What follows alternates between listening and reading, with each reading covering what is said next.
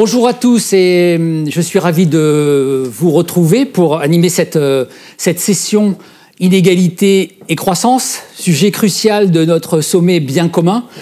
Et surtout pour parler de ce sujet, nous avons un super plateau sur un sujet qui est extrêmement brûlant. Enfin, ils le sont tous, mais alors celui-ci, il l'est particulièrement. Juste quelques mots pour l'introduire. Inégalité et croissance. Enfin, les inégalités, c'est devenu un thème majeur et accentué encore avec la crise du Covid.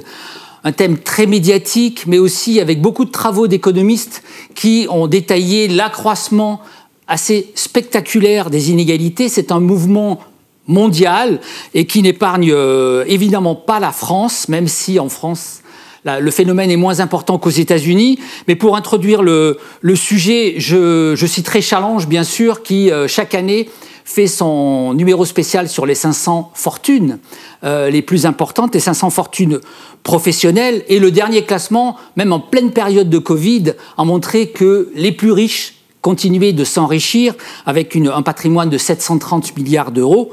Et sachez qu'aujourd'hui, on attend les chiffres pour 2021, mais en 2020, ça représentait un tiers du PIB. C'est une part 10 fois plus importante que lorsque nous avons lancé ce classement en 1996. Donc, effectivement, c'est un sujet sur le devant de la scène avec beaucoup d'économistes et de politiques qui demandent de taxer les plus aisés. Et alors, pour discuter du sujet, on a un plateau de choix et on va commencer ce plateau avec Philippe Aghion. Parce que Philippe Aghion, donc professeur au Collège de France et également à Harvard. Philippe a beaucoup travaillé sur les inégalités et l'innovation. Il a écrit d'ailleurs plusieurs fois dans Challenge, dont il est chroniqueur. Et c'est intéressant pour planter le sujet d'avoir le point de vue de Philippe Aghion, notamment par rapport aux projets de taxation qui se multiplient. Effectivement, est-ce que taxer les plus riches, est-ce que taxer le capital, finalement, ça va faire que la croissance sera plus importante ou pas? Quel peut être l'effet clairement sur l'économie? Philippe, donc, vous allez nous présenter un petit peu vos recherches qui sont assez originales et assez en décalage avec beaucoup de recherches, notamment aux États-Unis, et du groupe de Français qui est parti de l'école d'économie de Paris, Emmanuel Saez, Gabriel Zucman, Thomas Piketty, qui, eux, ont des projets de taxation très lourds sur le capital. Et vous ne partagez pas, vous, ce point de vue. Vous allez nous expliquer pourquoi. Donc, Philippe, c'est à vous pour une dizaine de minutes. Merci beaucoup. D'abord, merci beaucoup Thierry de diriger cette session, et puis c'est un grand honneur pour moi d'intervenir avec Stéphanie Stancheva qui est à la pointe toute la réflexion sur taxation, croissance, taxation, innovation. Stéphanie est à la pointe du domaine, donc c'est un privilège pour moi d'être dans la même session que Stéphanie. Voilà. Donc je pars de mon paradigme schumpeterien, le pouvoir de la destruction créatrice. Et donc, il y a 33 ans maintenant, avec Peter Howitt, on a développé un paradigme pour penser à la croissance qui est schumpeterien, disons que la croissance de long terme résulte de l'innovation, que l'innovation résulte d'activités entrepreneuriales motivées par des rentes d'innovation, et qu'il y a la destruction créatrice, les nouvelles innovations remplacent les anciennes technologies. Donc il y a le nouveau remplace l'ancien. Voilà. Et donc au cœur du processus de création, de destruction créatrice, il y a une contradiction. Il faut des rentes pour motiver les innovateurs. J'investis dans l'innovation parce que j'en retire des rentes. Voilà, et les rentes sont partagées par l'innovateur, par les gens qui travaillent avec lui dans la même entreprise. Et puis, d'un autre côté, il y a la tentation d'utiliser ces rentes pour empêcher des innovations ultérieures qui rendraient mon innovation à moi obsolète. Donc, comment gérer? Et la réglementation réguler le capitalisme, c'est tout d'abord gérer cette contradiction. D'un côté, il faut des rentes à l'innovation, mais de l'autre, s'assurer qu'elles ne sont pas utilisées pour bloquer les innovations futures. Et ça, c'est au cœur du débat sur la croissance et les inégalités, en fait. Alors évidemment, on est tous très intéressés, donc Atkinson, Piketty, Saez, on sait que depuis les années 80, la part des revenus des 1% qui gagnent le plus aux États-Unis, ou des 0,1%, mais c'est vrai aussi pour les autres pays développés, a augmenté, et voilà. Et donc, qu'est-ce qu'on peut dire?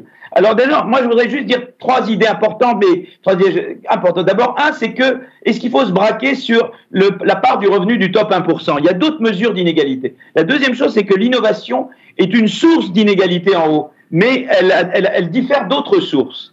Et troisièmement, eh bien, il y a des problèmes avec l'innovation. Tout le monde ne peut pas être innovateur. Et les innovateurs d'hier, il y a le risque qu'ils utilisent leur rente. Alors, je veux juste commencer très rapidement sur différentes mesures d'inégalité. On a d'abord des mesures globales d'écart. Par exemple, l'indice Gini. Quand on a un Gini de 0, c'est l'égalité. La société est totalement égalitaire. Tout le monde gagne la même chose. Et quand le Gini est à 1, elle est totalement inégalitaire. C'est des mesures globales. Et puis, il y a des mesures d'inégalité en haut de la distribution. La part du revenu des 1% qui gagnent le plus. Et puis, il y a une autre mesure d'inégalité plus dynamique, ce qui est une mesure qui, c'est-à-dire, par exemple, c'est très inégal. 6 mois, les revenus des parents déterminent le revenu des enfants. C'est-à-dire l'absence de mobilité sociale. Donc, il y a ces 3 mesures. Mais ce qui est intéressant, c'est qu'en général, il y a, ça c'est une régression entre pays développés, mais c'est vrai aussi au niveau, entre zones d'emploi, au niveau, aux États-Unis, c'est comme montré par Chetty et ses co-auteurs. En général, dans les endroits où il y a où il y a moins de mobilité sociale, où le revenu des enfants dépend le plus du revenu des parents, eh bien, il y a en général plus d'inégalités globales. Voilà. Par exemple, vous avez ici l'Angleterre et les États-Unis, en haut, beaucoup d'inégalités globales, peu de mobilité sociale. Et là, en bas, vous avez les Scandinaves, où il y a beaucoup de mobilité sociale, peu d'inégalités globales. Et c'est vrai aussi au niveau, entre États américains. Mais il n'y a pas la même chose avec la relation entre mobilité sociale et la part du top 1%. En fait, il n'y a aucune relation significative dans les régressions basées sur les zones d'emploi américaines par mes copains Chetty et co-auteurs, Saez et co-auteurs. Il n'y a pas vraiment cette relation qu'on a entre le Gini et la mobilité sociale. Il n'y a pas la même entre la mobilité sociale et la part du top 1%. Il y a des endroits comme le Connecticut ou New York ou la Californie où la part du top 1% est très élevée, mais il y a quand même beaucoup de mobilité sociale par rapport à d'autres endroits. C'est en fait des endroits plus innovants. Donc déjà, quand on vous dit inégalité, demandez toujours quelle mesure d'inégalité. Est-ce que c'est l'inégalité globale? Est-ce que c'est la part du top 1%? Est-ce que c'est l'absence de mobilité sociale? Maintenant, j'arrive à l'innovation.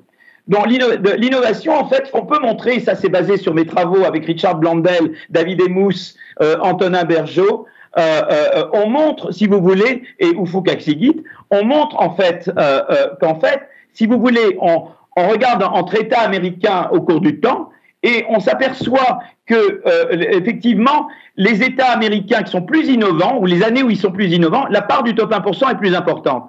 En fait, ça s'explique très bien. J'ai dit tout à l'heure que l'innovation, c'est les rentes d'innovation. Donc, quand vous innovez, vous avez des rentes. Et bien, ça vous aide à aller au top 1%. Donc, vous voyez, donc cet aspect-là de l'innovation, de la destruction créatrice, fait que l'innovateur va vers le top. Mais si on regarde l'effet de l'innovation sur le Gini, sur des mesures plus globales d'inégalité, là, on voit qu'il n'y en a pas. Et là, c'est très intéressant. Pourquoi? Et Ufuk Aksigit et avec des co-auteurs ont montré la même chose sur des données historiques américaines. Pourquoi il n'y a pas d'effet sur l'inégalité globale, pas d'effet positif sur l'inégalité globale? Parce qu'en fait, j'avais parlé de la destruction créatrice. Eh bien, la destruction créatrice, ça veut dire que l'innovation crée de la mobilité sociale, parce que les nouveaux remplacent les anciens. Ça, c'est de mobilité sociale. Et on voit d'ailleurs, ça c'est basé sur les données de Chetty et al. Donc c'est toujours le même papier avec Ufuk, Antonin, Richard et David. Et on montre que les commuting zones où il y a qui sont plus innovantes, elles ont plus de mobilité sociale. C'est notamment l'innovation par les entrants qui crée de la mobilité sociale. Mais ce qui est intéressant également, c'est que donc la destruction créatrice est une raison pour laquelle l'innovation crée de la mobilité sociale. Mais il y en a une autre, c'est que c'est ce qu'on appelle les bons emplois et les mauvais emplois. Et Stéphanie travaille beaucoup là-dessus. Et donc, en fait, on s'aperçoit que, ça c'est basé sur un travail avec Antonin, Richard Blandel et Rachel Griffiths, les firmes innovantes, eh bien, on a davantage de bons emplois. Vous voyez, ça, je regarde le salaire, l'évolution du salaire d'un travailleur dans une entreprise, et on voit que dans les entreprises innovantes, c'est la ligne continue, eh bien, les salaires sont plus élevés, mais ils augmentent également plus vite avec l'âge. Les entreprises innovantes qualifient davantage, elles offrent davantage de bons emplois que les entreprises non innovantes. Donc, l'innovation est une force de mobilité sociale. Donc, d'un côté, l'innovation augmente la part du top 1%, mais elle augmente la mobilité sociale. C'est pour ça qu'au total, elle n'augmente pas l'inégalité globale. Et c'est ça qui est intéressant. Et c'est la différence entre l'innovation et le lobbying. Le lobbying aussi augmente le top 1%.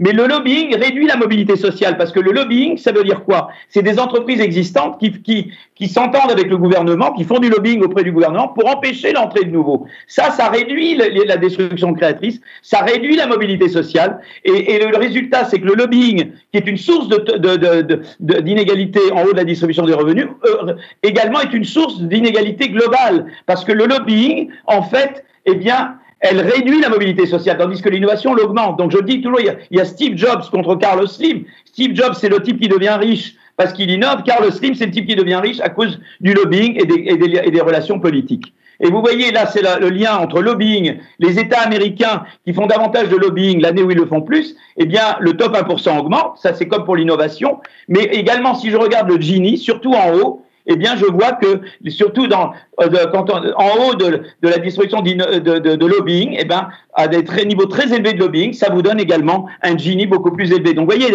il y a plusieurs sources d'inégalité en haut. Innovation, lobbying. Je veux m'attaquer au lobbying, mais je veux aider l'innovation. Je ne peux pas les traiter de la même manière. Or, la littérature avant nous traitait toutes les sources de top 1% comme si Carlos Slim et Steve Jobs, c'est la même chose. Non, Carlos Slim et Steve Jobs, c'est pas la même chose. Alors maintenant, on dira l'innovation, c'est génial, et le top 1%, finalement, c'est pas très grave, puisqu'on dit l'innovation, elle crée de la mobilité sociale, elle augmente pas le Gini, bon, elle augmente la part du top 1%. Est-ce qu'il faut s'en soucier? Alors oui, il faut s'en soucier un peu quand même, parce que le top 1% pourrait utiliser, pour des raisons schumpeteriennes, pourrait utiliser leurs richesses et leurs revenus pour bloquer de nouvelles innovations. Et les innovateurs d'hier vont empêcher l'innovation aujourd'hui. Vous voyez, par exemple, dans le travail que je fais en ce moment avec Pete Clino et Timo Boppard et Antonin Bergeau et Yui Lee, on voit d'ailleurs que la croissance de la productivité aux États-Unis, elle a décliné depuis 2006, et elle a décliné parce que, en fait, à cause de la révolution d'éthique qui a fait initialement augmenter la croissance, vous avez eu l'émergence de grandes entreprises. Donc, eux, ils ont beaucoup innové dans cette période-là, 95-2005. Ça a fait augmenter la croissance de la productivité globale des facteurs, de la productivité aux États-Unis. Mais ces gens-là, les GAFAM, c'est les fameux GAFAM, eh bien, une fois qu'ils ont envahi tous les secteurs de l'économie américaine, ils ont fait barrage à l'innovation des autres. Et c'est ça le problème, vous voyez, c'est que on voit que le problème de l'innovation, c'est que l'innovateur d'hier, une fois qu'il a innové partout, qu'il s'est répandu partout, il peut devenir une barrière à l'innovation. Donc voilà, alors pour traiter ça, il faut une politique de concurrence adaptée à l'ère du digital. Vous voyez, c'est surtout dans les secteurs qui sont intensifs en technologie de l'information que vous avez cette croissance qui monte d'abord et qui baisse beaucoup après. Le noir, c'est les secteurs qui utilisent, les firmes qui utilisent les TIC, et le gris, c'est les firmes qui utilisent le TIC, et les noirs qui produisent le TIC. Alors maintenant, l'autre chose que je veux dire, c'est que, donc vous voyez, l'innovation c'est très bien, mais il y a le danger que, donc ce que vous voulez faire, c'est qu'avec le top, c'est pas grave qu'il y ait des riches, mais il faut pas que les riches empêchent l'entrée des autres. Donc la politique de concurrence est très importante. La politique fiscale est importante, mais la politique de concurrence aussi est importante pour s'assurer que les riches ne font pas barrage en l'entrée des nouveaux. Donc ça, je crois que c'est quelque chose de très important. Et l'autre chose que je veux dire, c'est que dans l'innovation, malheureusement, tout le monde ne devient pas innovateur. Les origines sociales importent. Et là, il y a 3 études très différentes qui donnent les mêmes résultats. C'est le lien entre le revenu des parents en abscisse et la probabilité pour quelqu'un de devenir inventeur. Ça, c'est par Bell, Chetty et al. Et John Van Reenen, basé sur des données américaines récentes. Ça, c'est la même étude par Ufuk Aksigid, John Grigsby et Tom Nicholas, basée sur des données US historiques. Et ça, c'est une étude qu'on fait avec Ufuk, Otto Toivonen, Harri Aitinen. Et on voit que c'est la même chose en Finlande. C'est-à-dire qu'on voit, vous voyez, que quand on a des parents en haut de la distribution des revenus, on a beaucoup plus de chances d'être inventeur. Alors, c'est très étonnant que ce soit la même chose en Finlande qu'aux États-Unis. Alors qu'en Finlande, l'école est de bonne qualité et totalement gratuite. Mais en fait, la raison, c'est que, en fait, les parents qui gagnent plus, c'est les parents mieux éduqués. Et en fait, vous savez beaucoup que l'éducation, ça se fait beaucoup à l'école, mais beaucoup à la maison également. Et c'est pour ça. Et donc, c'est important d'avoir beaucoup de générations de gens très éduqués pour gommer cette différence parentale. Idéalement, il faudrait que les devoirs soient faits à l'école et que tout le monde ait à peu près le même accès à du tuteur, à des LED, de façon que la famille ne joue pas un rôle aussi important. Et là, on réduirait la relation entre le revenu des parents et la probabilité d'inventer. Donc, si vous voulez, là, politique d'éducation, c'est très important. Éduquer beaucoup de générations successives fait qu'on va finir par aplatir cette courbe qui, là, est une courbe en J. Et on a trop de gens dont on perd des Einsteins, comme disent mes co-auteurs. C'est-à-dire qu'il y a des gens potentiellement très intelligents, mais nés de parents qui n'ont pas le niveau éducatif qu'il faut, et du coup, ils ne peuvent pas devenir inventeurs comme ils auraient pu l'être s'ils étaient nés de familles plus privilégiées. Alors, je termine là. En fait, si vous voulez rendre la croissance plus inclusive, évidemment qu'il faut une politique d'imposition, il faut un impôt progressif, et il faut l'impôt pour financer l'éducation, la santé, la flexi-sécurité, le revenu jeune, tout ça, il faut évidemment lever l'impôt pour faire ça. Et il faut un impôt progressif, raisonnablement progressif. Mais nous, déjà, la France, on est quand même très en haut parmi les pays développés qui imposent, d'accord ? Donc ça, Stéphanie va en parler, évidemment, du rôle de la taxation. Mais elle va dire peut-être aussi, beaucoup d'études de Stéphanie montrent que si on taxe trop le capital, eh bien on décourage l'innovation. Donc il faut taxer, mais taxer intelligemment, parce que si on taxe l'innovation trop, on décourage l'innovation qui crée de la croissance et de la mobilité sociale. Donc on se tire une balle dans le pied. Donc il faut faire attention de taxer bien, sans se tirer une balle dans le pied. La deuxième chose, j'ai dit montrer que la politique de concurrence est très importante, pour faire en sorte que les riches n'empêchent pas de nouveaux talents d'émerger. Donc il faut notamment aux États-Unis maintenant adapter la politique de concurrence à l'ère du digital, ce que mon collègue Richard Gilbert propose. Et puis il y a la politique éducative, très important que les différences familiales ne jouent pas trop. Je suis pour les devoirs en classe, les devoirs à l'école, les tuteurs, je veux dire, et avoir des générations successives de gens très bien formés qui ont l'accès à l'éducation. Je crois que ça, c'est un levier de croissance inclusive énorme. En faisant ça, à la fois, vous réduisez les inégalités et vous augmentez la croissance parce qu'évidemment, beaucoup plus de gens peuvent devenir inventeurs ou peuvent participer au processus de croissance. Voilà, je m'arrête là. Désolé d'avoir été un peu long. Ah non, mais merci beaucoup. Merci beaucoup, Philippe, pour cette présentation magistrale.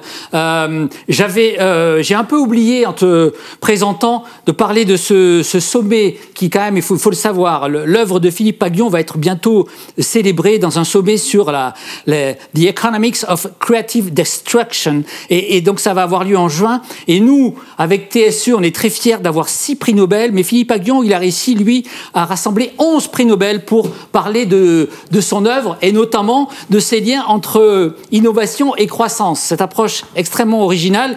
Juste avant de passer la parole à Stéphanie, un point, Philippe. On a bien compris ton approche sur la taxation, mais le débat sur la taxation exceptionnelle liée au Covid, est-ce que quand même une taxation exceptionnelle pour faire face à ces charges totalement exceptionnelles, est-ce que ce ne serait pas tout de même une bonne idée ? Écoute, moi je ne suis pas a priori contre cette idée, mais ça ne peut marcher que si c'est plusieurs pays et un one-off. Le problème en France, c'est que les one-off ont souvent été des pas one-off. Tu vois, quand on a fait la taxe sur les hauts revenus, je crois que c'était en 2012-2013, je ne sais plus en quelle année, même avant, ça a été permanent. Donc nous, on est très mauvais pour faire du one-off, et je pense que ça ne peut être bon que si c'est fait par plusieurs pays en même temps. D'accord. Donc si tu veux, si vous pouvez remplir ces deux conditions, je suis à fond pour. Mais malheureusement, je pense que c'est très peu probable qu'on puisse y arriver. Mais je pense qu'il y a d'autres moyens de stimuler la mobilité sociale. Je suis pour un revenu universel d'insertion jeune. C'est un grand plan et ça va être une révolution sociale d'avoir un revenu universel d'insertion jeune en France. On en parlera un peu plus tard dans le débat avec nos invités. Donc, l'heure tourne, je passe tout de suite la parole à Stéphanie Stancheva. Donc, Stéphanie, d'abord, je suis vraiment ravi d'animer ce débat avec vous. J'ai juste une petite fierté dont j'aimerais vous parler. C'est qu'à Challenge, on a été extrêmement précurseur, puisque je me souviens avoir fait un article sur vous début 2019, qu'on avait titré « La nouvelle star de l'économie ». Nouvelle star française de l'économie. Alors j'ai vu que nos confrères des Échos avaient récemment remis ça avec un article un peu plus long, mais qui raconte un peu votre carrière, avec le même titre d'ailleurs. Et c'est vrai qu'on vous avait détecté assez vite parce qu'on avait vu que The Economist avait sélectionné 10 jeunes économistes en disant ce seront les 10 jeunes économistes qui vont marquer les prochaines années, et vous en faisiez partie, et depuis, effectivement, votre carrière a accéléré avec de nombreuses publications dans plusieurs domaines. J'en citerai 2. Donc, il y a le domaine de la taxation du capital que vous avez beaucoup exploré. Puis, il y a un deuxième domaine, j'ai l'impression, qui se développe beaucoup, c'est votre approche pour évaluer la perception des politiques publiques par les populations, donc la perception des réformes. Mais donc, partons sur votre première spécialité, la taxation du capital. Et donc après ce que nous a dit Philippe, on est très intéressé pour savoir, d'après vous, comment taxer ce capital justement pour ne pas décourager l'innovation. On a vu que fondamentalement, il y a eu quand même une décroissance de la taxation du capital dans la plupart des pays et taxation des entreprises aussi. On voit qu'il y a peut-être une inversion avec l'arrivée de Joe Biden. Et il y a l'exemple français qui est intéressant parce que là, depuis Emmanuel Macron, on a de fait baissé la taxation du capital après l'avoir beaucoup augmenté précédemment. Donc, et là-dessus, ce débat agite les économistes pour savoir est-ce qu'il faut ou non taxer le capital et donc comment. Et voici la question que l'on vous pose. Donc c'est à vous pour une dizaine de minutes, s'il vous plaît. Merci Thierry, merci beaucoup pour cette invitation. Je suis vraiment ravie d'être là dans cette super session avec Philippe. Donc c'est vrai que l'un des plus grands défis auxquels beaucoup de pays sont confrontés aujourd'hui, et la France aussi, c'est la répartition très inégale des opportunités, des ressources, des revenus. Et même s'il y a de la croissance, et qu'on vise la croissance que je dirais inclusive, donc grâce à laquelle de nombreuses personnes de milieux différents peuvent bénéficier de nouvelles technologies, des fruits de la mondialisation, ça reste vraiment insaisissable. Et pour résoudre ces problèmes, on a le choix parmi de très nombreuses politiques et arrangements institutionnels pour essayer d'assurer une croissance inclusive. Donc, par exemple, pour prendre votre exemple sur la taxation, est-ce qu'on devrait taxer plus pour réduire les inégalités ou bien taxer moins pour stimuler la croissance? Et donc, je voudrais parler de ça en deux parties.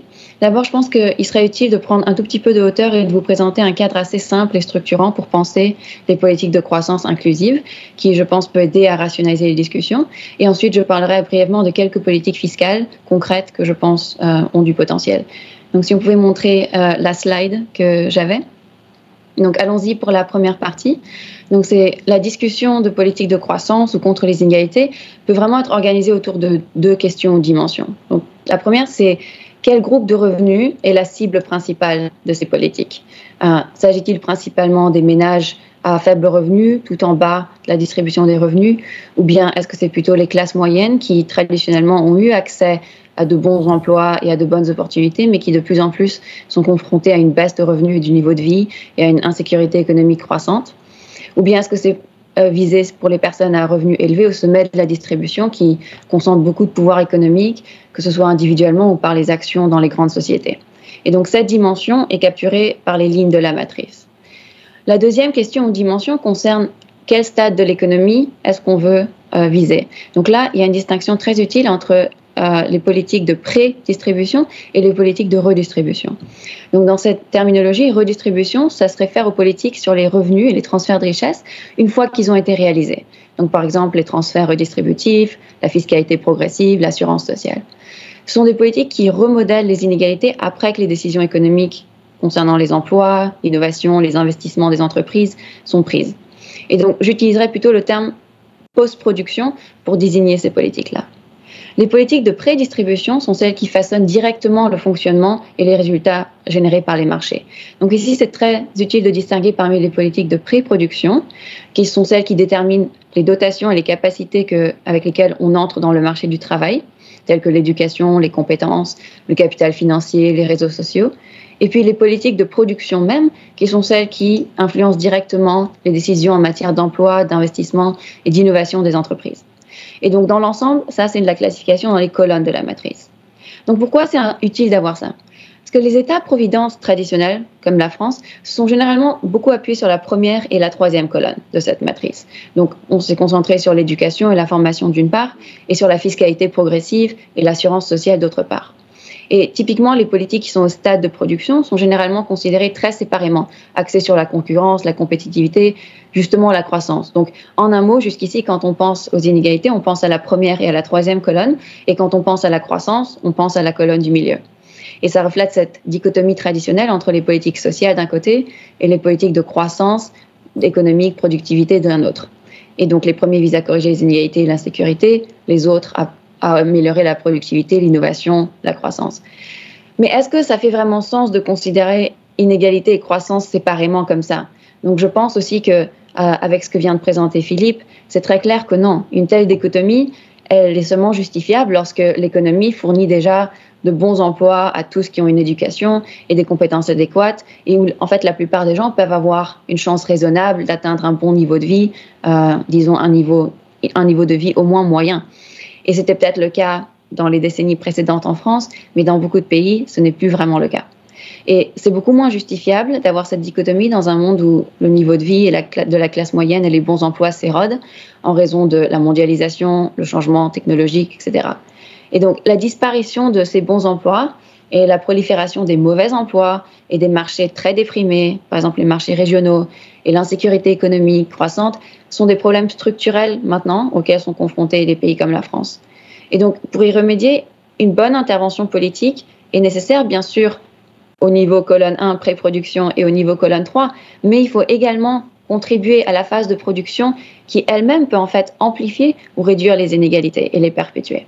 Et donc, c'est là que viennent les politiques d'investissement, d'innovation et d'emploi.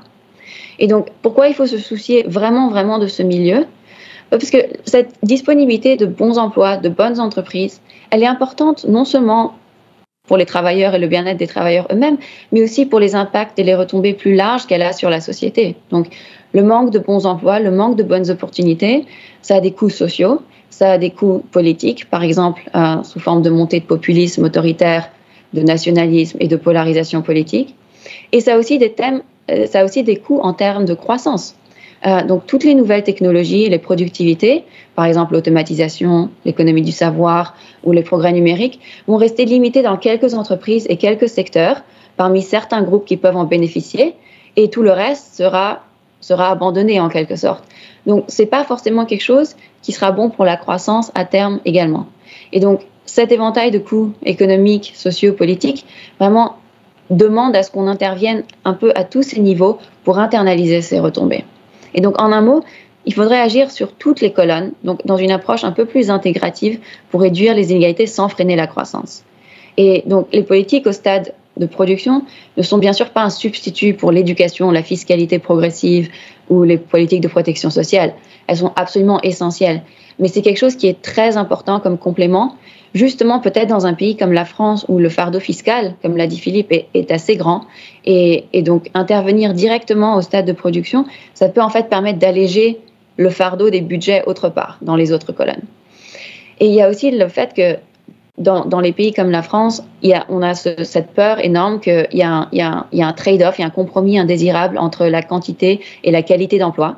Donc, c'est-à-dire, soit on a de bons emplois, mais peu de personnes les auront, soit tout le monde aura un mauvais emploi, mais il y aura plus d'emplois.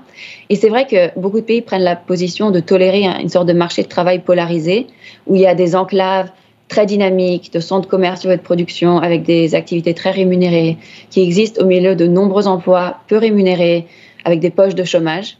Et il y a toujours une crainte que si on essaye d'augmenter les normes et les salaires pour plus de monde, ça va conduire à du chômage. Et cette tension entre qualité et quantité, elle peut être, bien sûr qu'elle est réelle, elle est là, mais elle peut être atténuée justement en augmentant l'offre de bons emplois productifs pour inclure ceux qui sont autrement exclus. Et historiquement, c'est exactement comme ça que s'est passée la croissance, par exemple avec le passage de l'agriculture à l'industrie. Et les tendances technologiques actuelles, elles ne vont pas automatiquement conduire à ça, à moins qu'il y ait une poussée politique également dans cette direction. Donc aujourd'hui, par exemple, les études montrent que les bonnes entreprises produisent de bons emplois, et peut-être vice-versa. Donc la productivité des entreprises à bas salaire et à faible productivité doit être améliorée pour qu'elles puissent offrir de bons emplois suffisamment bien rémunérés. Et il ne suffit pas simplement de former ou reformer les travailleurs. Les entreprises doivent également augmenter leur capacité à donner de bons emplois. Et une telle approche, si elle réussit, peut non seulement réduire les inégalités, mais aussi améliorer la productivité et la croissance économique. Donc au lieu d'avoir des secteurs entiers non productifs et des personnes dans des emplois à basse productivité, tout le monde rejoindrait ou tout le monde essaierait de rejoindre les secteurs productifs de l'économie et bénéficierait des progrès et des technologies. Donc, dans une certaine mesure, les colonnes doivent être intégrées de cette matrice avec des politiques d'emploi qui ressemblent davantage à des politiques d'innovation et industrielles et des politiques industrielles et d'innovation qui ressemblent davantage à des politiques d'emploi. Donc, si on se concentre maintenant sur la troisième colonne qui est plutôt ma spécialité, donc les politiques fiscales, le but, c'est surtout avec Covid, de trouver des sources de revenus qui peuvent servir à redistribuer et à réduire les inégalités, mais qui ne freinent pas ou ne freinent pas trop la croissance. Et ici, je vois trois possibilités.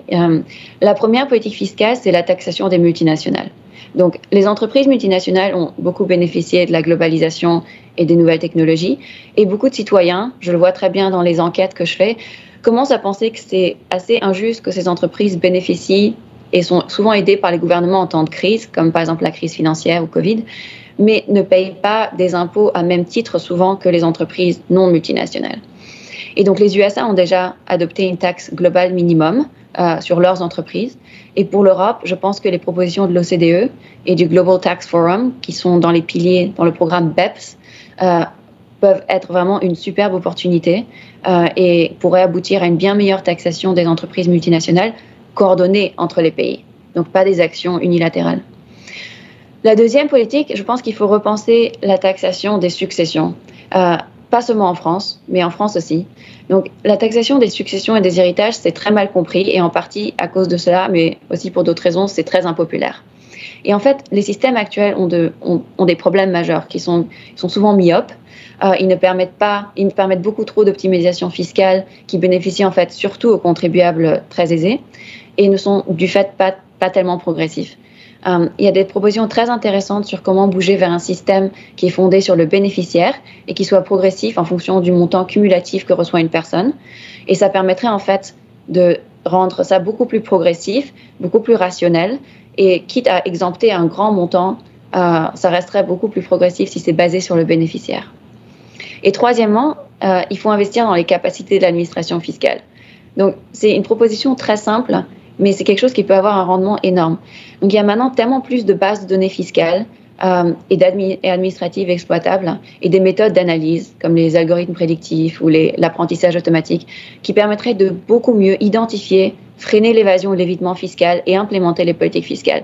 Mais pour ça, il faut vraiment équiper et donner les moyens et les ressources aux administrations fiscales, que ce soit en hardware, software, formation, pour participer dans cette révolution de données qui est déjà très bien avancée dans le secteur privé et qu'en fait, dans beaucoup de pays, des gouvernements et entre autres les administrations fiscales commencent à adopter ici. Ça, je pense que c'est une opportunité énorme avec un très grand rendement qui doit vraiment être considéré. Donc voilà, en deux parties, d'abord un cadre pour penser à ces politiques de croissance inclusive et quelques politiques fiscales que je trouve particulièrement prometteuses. Donc je serais ravie d'échanger plus avec vous et avec le public. D'accord, merci. Merci beaucoup Stéphanie. Donc je retiens effectivement quelques pistes intéressantes de taxation après votre présentation. J'ai noté sur les multinationales, donc ça c'est effectivement l'actualité avec le projet de Joe Biden qui relance la négociation. Et alors votre deuxième piste est totalement explosive en France. Je ne sais pas si vous le savez, mais la taxation des successions, Emmanuel Macron avait envisagé de l'inscrire dans son programme en 2017, mais il l'avait fait tester dans un sondage. Il avait vu que c'était tellement impopulaire qu'il ne l'avait pas inscrite. Et il y a quelques années, Christophe Castaner, qui était à l'époque à la tête du parti En Marche, avait proposé cette mesure. Elle avait été annulée dans la journée par le président. C'est un sujet... Non mais ça, il y a le constat d'économiste que vous faites, mais la faisabilité politique, et notamment en France, paraît extrêmement délicate. Donc on va avoir ensuite beaucoup de questions, mais avant de passer la parole à M. Guénier, juste un point tout de même sur la taxation du capital. Quand on voit la baisse, par exemple en France, de la taxation du capital, compte tenu qu'on était parmi les plus imposés, est-ce que globalement vous trouvez que c'est quand même une bonne idée d'essayer de se remettre dans la moyenne pour alléger le capital et là encore d'autres impôts qui ont été allégés, notamment les taxes sur les impôts de production? Est-ce que sur le fond, vous pensez que c'est justifié? En fait, il y a une chose qui est qu'il faut souvent comparer le taux de taxation sur le capital au taux de taxation sur le travail. Donc, beaucoup d'économistes diraient que pour plusieurs raisons, c'est pas bon d'avoir un trop grand fossé entre la taxation du capital et la taxation du travail. Un exemple, c'est par exemple sur l'innovation dont on vient de parler, qui est que l'innovation, c'est pas quelque chose qui survient de façon magique, c'est dirigé. Et si le coût du travail devient disproportionnel parce que toutes les charges tombent sur le travail, tous les impôts tombent sur le travail, il y a une incitation à automatiser et à substituer en fait le travail par du capital. Et donc ça, c'est quelque chose qui qui va arriver s'il y a un trop grand fossé entre capital et travail. Donc, il faut toujours considérer ces taux en quelque sorte en parallèle. La deuxième chose, c'est que maintenant, il y a beaucoup plus d'opportunités qu'on n'avait pas avant, en fait, sur le capital. La situation il y a 20 ans était que c'était extrêmement difficile de tracer le capital de façon internationale. Mais aujourd'hui, avec les échanges d'informations automatiques, en fait, entre pays, ça devient de plus en plus facile, en fait, de suivre les flots de revenus du capital à travers les pays. Donc ça ouvre de nouvelles portes aussi. Donc c'est simplement les deux éléments que je voudrais rajouter ici dans le débat quand on pense à combien il faut ou ne pas taxer le capital. Très bien, merci beaucoup Stéphanie. Donc passons au troisième intervenant, Bernard Guénier, qui est avec moi dans ce studio. Donc vous, par rapport aux économistes, vous allez avoir une approche un peu différente, celle du chef d'entreprise, mais je suis sûr qu'elle sera passionnante. Et l'intérêt, c'est que sur ce sujet, vous avez écrit un livre qui s'appelle « Chef d'entreprise, ce que le monde attend de nous. Patron, osez-vous ». Il faut donc, c'est un peu un cri d'alarme pour que les chefs d'entreprise s'impliquent dans cette réduction des inégalités. On a vu les économistes qui nous décrivent des phénomènes qui suscitent des politiques publiques. Là, en l'occurrence, il faut faire attention dans la taxation, de ne pas taxer de façon trop brutale. Vous, donc évidemment, j'imagine côté chef d'entreprise, donc je rappelle que vous êtes à la tête du PwC France et Maghreb. Vous, j'imagine que vous êtes sensible à ce discours justement de faire attention à la taxation, mais dans votre livre, c'est plutôt une incitation à ce que les entreprises prennent des initiatives. Et notamment, je précise que vous avez lancé une initiative en banlieue parisienne avec une association qui s'appelle Move Up pour essayer d'intégrer justement des talents de banlieue qui justement sont un peu laissés à l'écart, pour reprendre ce que disait Philippe tout à l'heure, justement ces innovateurs qui, compte tenu des inégalités sociales, ne viennent peut-être pas des quartiers défavorisés. C'est évidemment le cas en France. Est-ce que vous pouvez nous dire justement comment les entreprises doivent un peu se réveiller pour être plus impliquées dans la lutte contre les inégalités? Quel est un peu le message que vous souhaitez leur faire passer? Alors, d'abord, je suis très heureux d'être dans ce panel d'économistes prestigieux. Donc, vous l'avez dit, moi, je suis simplement un pragmatique de l'économie. Je la vis tous les jours à travers les grandes entreprises que nous accompagnons, ou moi-même en tant que patron. Donc, et à travers mon expérience en Chine ou aux États-Unis, par exemple. Donc, le premier point, c'est que dans cette crise que nous avons vécue, dont j'espère on va sortir rapidement, cette notion de bien commun et ce débat aujourd'hui autour du bien commun me paraît essentiel, parce que il faut qu'on retrouve un équilibre dans nos sociétés, et au niveau international, PwC évidemment regarde les tendances du monde et les tensions inégalitaires, tensions de populisme, l'absence de confiance dans la société, dans nos mécanismes qui nous conduisent à faire société, sont très très grands aujourd'hui, et je considère personnellement que il y a une urgence à traiter ces problèmes-là. Je pense que l'environnement est un sujet, mais le deuxième sujet tout aussi important, c'est le sociétal. C'est ce sujet de comment ensemble bénéficier des résultats d'une économie, comment toutes les parties prenantes en bénéficient. Et il faut bien voir qu'aujourd'hui, il y a une certaine urgence en France ou ailleurs, quand on va aux États-Unis ou quand on regarde la France, ce ne sont pas forcément les mêmes causes, mais les symptômes sont quand même très similaires. Et moi, ce que je dis aux chefs d'entreprise, c'est vous êtes des acteurs de ce changement, vous devez en devenir les acteurs. Et je crois que, historiquement, les entreprises ont pu, depuis la fin de la Seconde Guerre mondiale, considérer qu'elles avaient la responsabilité, dans leur domaine, de créer de la valeur à travers des résultats et des profits, au bénéfice peut-être principalement d'actionnaires. Et on a vu tous les résultats que ça a donné, c'est-à-dire une fracturation en fait de nos sociétés au profit de quelques-uns qui conduit à ce débat sur les inégalités et la croissance. Donc, moi, ce que je voulais essayer de passer comme message aux chefs d'entreprise, et puis peut-être aussi débattre sur certains éléments qui ont été donnés aujourd'hui, à l'instant, c'est que les entreprises ont une responsabilité. Nous avons tous une responsabilité aujourd'hui sur le sujet du bien commun. Nous avons tous une responsabilité à contribuer à ce bien commun. Et donc, pour les chefs d'entreprise, c'est un enjeu stratégique, en fait, ces sujets sociétaux et environnementaux. Donc, si je me concentre simplement sur les inégalités, si les chefs d'entreprise et les entreprises demain veulent avoir une place dans la société, qu'elle soit évidemment grande ou moyenne, voire petite, elles doivent agir sur ces facteurs d'inclusion, en fait. Et historiquement, on ne leur demandait pas ça. Mais aujourd'hui, vu l'évolution de la société, des demandes sociales, on voit bien que ces acteurs entrepreneuriaux ont cette responsabilité. Donc, moi, ce que je leur dis, c'est dans votre stratégie, ce sujet des inégalités de la croissance doit vous poser question. Comment je répartis la croissance au sein de mon collectif? Comment j'inscris dans mes recrutements ceux qui n'ont pas accès? Je pense qu'un des sujets majeurs en France, c'est pas la redistribution, parce qu'on a un système de redistribution extrêmement important. Alors on peut l'améliorer, ça a été indiqué tout à l'heure, mais l'accès pour moi, et c'est pour ça que la coalition qu'on a voulu créer avec MoveUp, qui cherche à simplement dire, vous chefs d'entreprise, je m'adresse à vous, donnez-moi des jobs, je vous trouverai les jeunes qui sont dans ces quartiers. Ils ont une compétence, ils ont une résilience. Ils ont une capacité d'innovation. Ils vont vous connecter à la société de demain parce que ces jeunes des quartiers représentent la société de demain, la société française de demain. Si vous êtes BNPP qui nous aide aujourd'hui sur MoveUp, quand vous avez un site qui est à Aubervilliers, si ce site est complètement déconnecté de son environnement, il aura des difficultés. Et c'est ce que nous ont dit les dirigeants de BNPP ou Antoine Cyr qui nous aide là-dessus, qui est le responsable de l'engagement. Si je ne recrute pas ces jeunes des quartiers, je ne représenterai pas la société française, je ne représenterai pas ma capacité à communiquer avec elle, à convaincre que l'action de la BNPP en termes de financement de l'économie, en termes de financement des particuliers, est connectée. Donc ces jeunes-là, leur problématique d'accès est pour moi essentielle.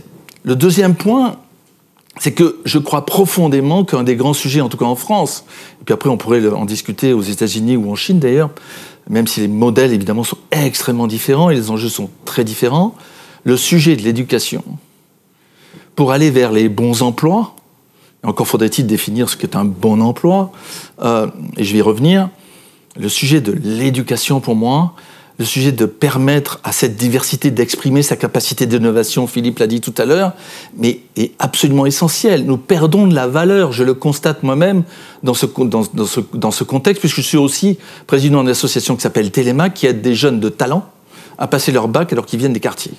Et donc, moi-même, je mentore un jeune à Trappes, et je le fais, et je le mentore régulièrement. J'essaie de lui donner accès, en fait, à la culture, mais aussi à un réseau, à lui faire comprendre que ce n'est pas simplement le talent, c'est aussi la capacité à se connecter, à s'exprimer, à comprendre les valeurs de la République et à s'inscrire dans notre société. Et c'est extrêmement important parce que ça lui permettra d'être véritablement exprimer son talent. Donc, je pense que l'éducation est un problème en France majeur, que c'est peut-être le premier problème, et que les entreprises doivent y contribuer, au sens où elles doivent, dans la limite de leur action, on ne peut pas demander à Danone et à Total d'avoir les mêmes types d'actions, mais elles doivent contribuer à ça, et je pense que toutes ont compris ça. Alors juste, je vous coupe, parce qu'on a un petit peu discuté du sujet auparavant, vous me disiez que vous avez le sentiment que les entreprises étaient beaucoup impliquées dans l'aspect environnemental, on a une mobilisation verte, un peu de tout le monde, il n'y a plus le choix aujourd'hui. Mais côté justement social, des actions comme vous en lancez en banlieue parisienne, vous trouvez quand même que ça y va doucement et que effectivement, vu que ça demande des efforts, vu qu'effectivement ça demande du temps, eh bien on voit bien que la mobilisation elle est quand même embryonnaire. Alors est-ce qu'on peut le déplorer ? Je ne dirais pas qu'elle est embryonnaire, mais elle nécessite d'agir beaucoup plus fort. Et qu'est-ce qui se passe concrètement dans les entreprises aujourd'hui ? Si vous voulez recruter, cadre, dirigeant ou opérationnel dans une entreprise, il faut que on vous reconnaisse pour ça, qu'on vous donne le pouvoir de le faire, et que vous soyez engagé à faire cet effort. Et on constate dans ces entreprises que, tout simplement, il est plus simple d'aller vers le facile, c'est-à-dire, je m'adresse à des cabinets de recrutement, je leur demande de me donner des profils, et puis, puisqu'il s'agit de bons jobs, je vais trouver les personnes les plus adéquates, je vais très vite, je vais à la compétitivité, à l'efficacité opérationnelle. Donc, derrière, la question que ça pose, pour rebondir par rapport à ce qui a été dit à l'instant, c'est que quelle croissance voulons-nous ? Pour quel type de job ? Et donc, moi je dis aux entreprises, permettez à vos équipes de s'engager à recruter ces jeunes, à reconnaître l'action qu'elles ont, à faire cet effort. Et parce que ça sera bon pour vous, c'est pas juste parce que ça fait bien dans le paysage, mais il est certain, et vous le notez avec raison, l'impact sociétal, enfin la notion de sociétal et l'engagement des entreprises sur ce sujet me paraît largement inférieur à ce que l'on voit aujourd'hui émerger en matière d'environnement. Et pourtant, l'urgence sociétale est à mon sens tout aussi forte que l'urgence environnementale. Sauf que on ne veut pas forcément le voir et les entreprises ont un rôle à jouer très très fort. Donc moi je les engage à changer leur dispositif de recrutement, d'inclusion, parce que c'est leurs collaborateurs de demain seront leur croissance de demain et aussi leur capacité à se connecter à des marchés, je le disais, qui sont les clients de demain. Et ces jeunes des banlieues représentent les clients de demain. D'accord, merci beaucoup. Alors, on va accélérer puisqu'il nous reste qu'une dizaine de minutes pour lancer le débat. Je m'adresse à toi, Philippe Aghion, pour... moi, j'ai un point important quand même. On a bien compris dans ta présentation, il faut faire attention à comment taxer notamment le capital, mais tout de même, tous ces économistes, les Piketty et Zucman qui nous montrent ces courbes, qui montrent une déformation extraordinaire quand même, cette concentration de plus en plus forte des richesses, un phénomène totalement inédit et qui est conforté par le classement de Challenge. Les chiffres que je citais tout à l'heure sont quand même extraordinaires. Est-ce que tout de même, il n'y a pas une nécessité de rétablir ce partage ? C'est-à-dire de faire en sorte que l'impôt rétablisse un peu plus d'équité et de global et d'arrêter d'aller vers cette concentration qui, on ne sait pas jusqu'où elle va nous mener finalement. Je pense, de toute façon, je pense que les pistes qu'a proposées Stéphanie sont des pistes excellentes. Je pense qu'il faudrait toutes les pousser. Je pense notamment aussi celle sur les successions. Tu sais, il faut réessayer plusieurs fois. Je sais que peut-être en 2017, les gens n'aimaient pas, mais moi, j'ai l'expérience, c'est qu'il faut revenir à la charge continuellement. Et je pense que ce que proposait Stéphanie sur les successions est excellent et il faut le pousser. Et évidemment, la taxation des multinationales, tout ce que fait Biden, moi je suis totalement pour les hausses d'impôts de Biden et je suis totalement pour la ligne du FMI. Alors évidemment, c'est important aussi de voir le point de départ. Tu vois, je veux dire, les Américains, ils ont raison d'augmenter les impôts et on a raison d'aller vers les taxes. La France était déjà un pays, on est encore un des pays qui taxons le plus le capital. Donc si tu veux, il faut savoir de quel point de départ tu viens. Mais même en France, je sais qu'on peut faire des réformes telles que l'impôt sur les successions que propose Stéphanie. Je suis totalement en accord. Et donc si tu veux tout ce que propose Stéphanie, je prends. Est-ce qu'il faut revenir augmenter le taux de taxation? Tu sais, les hausses d'impôts de Hollande, on avait regardé, c'est avec un travail qu'on a fait avec Stéphanie, et ça avait été publié dans le journal Le Monde il y a 2 ans. On avait regardé les effets des hausses d'impôts de Hollande de 2012 sur la mobilité sociale en France. 0. Donc, si tu veux, tu vois, je veux dire, à un moment donné, l'impôt est très important. D'abord parce qu'il permet de financer l'éducation, la santé, il doit être progressif, il doit être aménagé, etc. Et tout ce que propose Stéphanie est très bien. Mais attention, penser que c'est uniquement l'impôt et qu'en augmentant sans arrêt, il y a un moment donné où tu rentres dans des rendements décroissants. C'est-à-dire qu'il y a des leviers de mobilité sociale qui sont aussi importants que l'impôt. C'est pas du tout pour réduire l'importance de l'impôt, mais tu vois tout ce que Stéphanie a raconté sur les good jobs, les bons emplois, l'éducation, tout ça est également important. La politique de concurrence, la politique de financement des campagnes politiques, tous ces instruments-là sont également importants pour rendre la croissance plus inclusive. Et de dire il n'y a que l'impôt et c'est uniquement le taux de taxation du capital, quel que soit le point de départ, tu vois ce que je veux dire? Tu ne peux pas faire abstraction du point de départ et des leviers que tu as déjà activés ou pas activés, et tu dois en tenir compte. Et de là où tu es, parce que même après les hausses d'impôts de Biden, ils vont être encore en dessous de nous, point de vue impôt. Tu vois ce que je veux dire? Donc, c'est ça qu'il faut prendre en compte. Et puis, il y a les transferts. Quand tu regardes l'augmentation des inégalités, c'est très important aussi de te poser la question pré-transfert et post-transfert. Il y a eu, je crois, Stéphanie est co-éditeur du Quarterly Journal of Economics. C'est pas dans le QJI, Stéphanie, que ce papier a été publié récemment, qui montre la différence post-transfert et pré-transfert. Mais en France, on sait que ça fait une énorme différence. Moi, une des critiques que j'avais sur le livre de la révolution fiscale de Piketty, Saez, Lordet, qui par ailleurs un excellent livre, c'était que quand ils regardaient l'augmentation des inégalités, ils ne prenaient pas en compte les transferts. Donc ça aussi, je crois que c'est important à faire. Ce n'est pas pour dire qu'il ne faut pas taxer. Je ne suis pas du tout quelqu'un qui dit qu'il ne faut pas taxer. Mais je dis qu'il faut le faire intelligemment. Ce que propose Stéphanie est exactement ce qu'il faut faire. Et puis, il y a les autres leviers à activer également.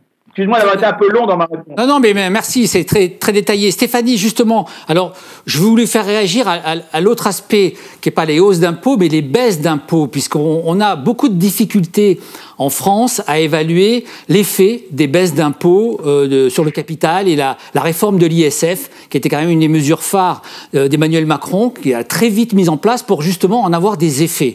Et effectivement, là-dessus, on voit visiblement pas grand-chose. Alors je sais que vous avez travaillé, je crois, avec le Conseil d'analyse économique sur ce sujet, où vous êtes en train de travailler, mais parce qu'on attend l'avis des experts là-dessus pour dire si effectivement ça a eu un impact ou pas. Parce que il y a beaucoup de discussions entre les économistes à ce sujet-là. La Suède, qui avait supprimé l'impôt sur la fortune, certains disent oui, mais c'est ce qui a relancé l'économie suédoise, et d'autres disent l'inverse. Alors là-dessus, qu'est-ce que vous pouvez nous dire, notamment sur la situation française ?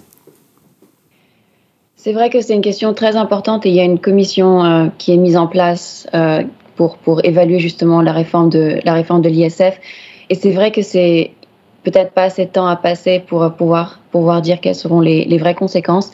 Et en fait, il y a aussi un problème de données, qui est que les données arrivent bien sûr avec un décalage, les déclarations de revenus ou les déclarations de patrimoine. Et donc, il faut laisser passer un certain temps pour pouvoir véritablement voir les effets. Et quand on parle de quelque chose comme le capital ou les fortunes, les effets se passent vraiment à plus long terme. Ça, c'est par exemple très différent de la taxation sur le travail, où on voit les effets beaucoup plus rapidement, et même là, il y a des décalages. Excusez-moi, vous pensez que ce ne sera pas possible de l'évaluer avant la fin du quinquennat, cette mesure-là ? Il y a des choses qui sont possibles à évaluer dès maintenant. Donc, on peut absolument voir quel est l'effet sur impact, en quelque sorte. Donc, combien de revenus ou de patrimoine sont rapportés en plus ou en moins. Donc, on peut faire une sorte d'étude d'impact immédiate. Mais pour voir, en fait, les vrais effets de cette réforme, il faut plusieurs années de données. Et donc, on rentre déjà dans une période où on peut voir les effets, mais il faut que les données puissent suivre aussi, et qu'on ait les données fiscales pour pouvoir travailler dessus. Mais je pense que tout ça, en fait, ça pousse vraiment un des aspects que je disais, qui est qu'il faut donner des ressources aux administrations fiscales pour, en fait, pouvoir évaluer ces choses de façon courante. Il y a des chercheurs exceptionnels en France qui font du travail de très, très haute qualité, qui maintenant ont de plus en plus accès aux données fiscales et qui peuvent contribuer énormément à ce débat, pour qu'en fait, ce ne soit plus un débat, mais que ce soit en fait des choses bien documentées, bien fondées empiriquement. Et je pense que tout ça nous pousserait vraiment à devoir collaborer plus avec les administrations fiscales, donner accès aux données et donner des ressources à l'administration fiscale pour pouvoir faire justement ces évaluations-là. D'accord. Sur le point que vous citez sur la taxe sur les multinationales, vu l'initiative de Joe Biden, est-ce que ça vous rend optimiste vraiment pour déboucher sur quelque chose ? Parce que là aussi, ce serait assez révolutionnaire. On en parle depuis des années. La France avait fait sa taxe numérique en solo. Est-ce que vous sentez un virage vraiment là-dessus ? Je pense qu'il y a un virage, et c'est beaucoup d'années de préparation qui mènent à ça, en fait. Ça nous semble peut-être être un virage maintenant, mais le travail est fait depuis des années, par exemple, par l'OCDE, pour développer les deux piliers de ce programme BEPS, de taxation des multinationales. Et c'est parce que c'est une question très compliquée. Comment harmoniser ce qu'on va appeler revenu d'une entreprise dans différents pays? Comment s'assurer que le même revenu n'est pas taxé deux fois, mais n'est pas non plus taxé nulle part? Donc, c'est quelque chose d'extrêmement compliqué, en fait. Et donc, ça prend beaucoup de temps à mettre en place. Mais ce qu'on voit maintenant avec la politique de Biden, et je pense du côté européen aussi, c'est qu'il y a au moins une vraie envie d'essayer de résoudre ce problème de taxer les multinationales comme il faut. Parce qu'il y a des entreprises qui aujourd'hui sont taxées de façon double, et il y a des entreprises qui sont taxées nulle part. Donc, c'est ça les problèmes qu'il faut essayer de résoudre. Très bien, on me dit, juste un mot de conclusion, Bernard Quignet, on me dit qu'on est en retard. Donc là-dessus, justement, puisqu'on parle de... Non, mais sur la taxe, j'aimerais bien avoir votre avis. Est-ce que vous pensez, justement, vous êtes plutôt enthousiaste à ces projets, par exemple au niveau international, de mieux taxer les grandes entreprises qui souvent échappent à l'impôt, ou pas ? Écoutez, moi je pense que le sujet, il n'est pas que... C'est pas que les entreprises qui échappent à l'impôt. Je pense qu'il ne faut pas oublier une chose, c'est que la compétitivité entre États sur la fiscalité est aussi la cause première de ce sujet. C'est pas que les entreprises. S'il y avait un seul taux d'impôt unique avec une base imposable identique partout dans le monde, le sujet de l'optimisation fiscale ne se poserait pas. Donc c'est là où on va. Et c'est très très bien parce que ça permet effectivement de rendre les choses égales pour tout le monde. Et la difficulté, c'est que on est aussi en train, et ça c'est le deuxième élément qu'il faut avoir en tête, nous passons d'une société, on va dire, matérielle à l'immatériel, et la question que se pose l'OCDE notamment, c'est comment je taxe immatériel, comment je taxe un GAFA qui produit sa valeur dans l'immatériel, et où est l'immatériel, et donc on va vers une société de production, vers une société où la valeur est créée dans les yeux du client. Donc ces sujets-là sont extrêmement complexes, ce sont des évolutions fortes, mais n'oublions pas, c'est le multilatéralisme, et je viens sur ce point qui me paraît absolument essentiel, le multilatéralisme nous permettra de résoudre ces problèmes. Seul cela le permettra, et on est en convergence aujourd'hui, tant mieux. On a pu avoir peur il y a quelque temps aux États-Unis avec des positions, l'Amérique d'abord. Très bien. Merci infiniment pour ce débat passionnant. On aurait pu rester une bonne heure de plus ensemble, mais voilà, on doit laisser la place à la prochaine session, passionnante aussi sur les good et les bad jobs. Ça fait d'ailleurs un lien avec ce que vous disiez tout à l'heure, Philippe et Stéphanie. Donc à bientôt, merci beaucoup. C'est très intéressant. Merci.